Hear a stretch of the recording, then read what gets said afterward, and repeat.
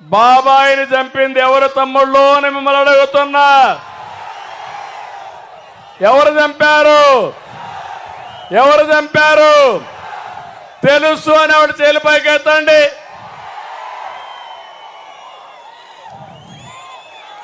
జగన్మోహన్ రెడ్డి అంటున్నాడు, ఏమన్నాడు తెలుసా? దేవుడికే తెలుసు, నేను ఏ తప్పు చేయలేదు, ఎవరైతే చంపారు అనే వ్యక్తి ఎవరు చెప్తే చంపామని కూడా చెప్పాడు అతను. ఆ దస్తగిరిని అతను చెప్పాడా లేదా? ఆ అవినాష్ రెడ్డిని పక్కన పెట్టుకొని, ముద్దాయిని పక్కన పెట్టుకొని, వాళ్ళ తండ్రి సమాధి దగ్గరికి వెళ్ళి బయటొచ్చి ఆయన సాక్షిగా అబద్ధాలు చెప్పాడంటే ఏమంటారు తమ్ముళ్ళు అని మిమ్మల్ని అడుగుతున్నా. ఇలాంటి వ్యక్తి ముఖ్యమంత్రి కావాలా అని మిమ్మల్ని అడుగుతున్నా. ఈరోజు మీరు ఒకసారి చూడండి, వివేకానంద రెడ్డి కూతురు తెలంగాణ హైకోర్టు వద్ద ప్రెస్ కాన్ఫరెన్స్ పెట్టింది.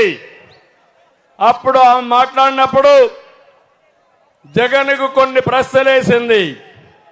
బంధుత్వాలకు అర్థం తెలుసా? చిన్నాన్న అంటే నాన్నతో సమానం. చిన్నాన్న చనిపోతే చావు వెనక కుట్ర నిర్ధారించలేదు. చిన్నాన్న కుమార్తెపైనే నిందలు వేయడం న్యాయమా? మీ చెల్లి కోర్టు చుట్టూ తిరుగుతుంటే అన్నగా మీకు బాధ్యత లేదా? నాపైనే కేసులు పెట్టి నన్ను వేధించడం ఇదేమైనా న్యాయమా? చిన్నాన్న చనిపోయి 5 ఏళ్లయింది. 5 ఏళ్లుగా మీ ప్రభుత్వం ఉన్నా ఏం చేశారు? ప్రతిపక్షంలో ఉన్నట్లు మీరు మాట్లాడుతున్నారు. ఇది సరికాదు.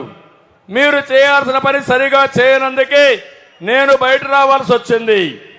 వివేకాను హత్య చేసిన వారిని రక్షణ కల్పిస్తున్నారు. హత్య చేసిన వ్యక్తి ఎవరు చంపించారో స్పష్టంగా చెప్పారు.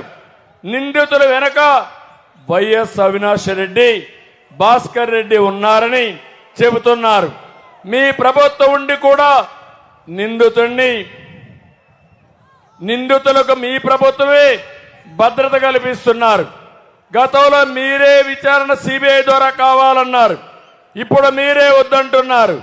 నిందితుడిని సిబిఐ చెప్తున్నా ఓటు వేయాలని మీరు అడుగుతున్నారు. మీ చిన్నాన్నని చంపించిన వ్యక్తికి ఓటు కోరడం తప్పు కదా జగన్ అని చెప్పి అన్నా అని చెప్పి అడిగే పరిస్థితి వచ్చింది. వ్యక్తికి ఓటు కోరడం తప్పనిపించడం లేదా? 5 ఏళ్ల అధికారంలో ఉన్న చిన్నాన్న గుర్తు రాలేదా? ఎన్నికలు రాగానే ఇప్పుడు చిన్నాన్న గుర్తొచ్చారా? సానుభూతి కోసమే ఎన్నికల వేళ చిన్నాన్న తెరపైకి తెస్తున్నారు. నేను పోరాడేది న్యాయం కోసం, మీరు పోరాడేది పదవుల కోసం. ఒక ఆడబిడ్డ ఆవేదన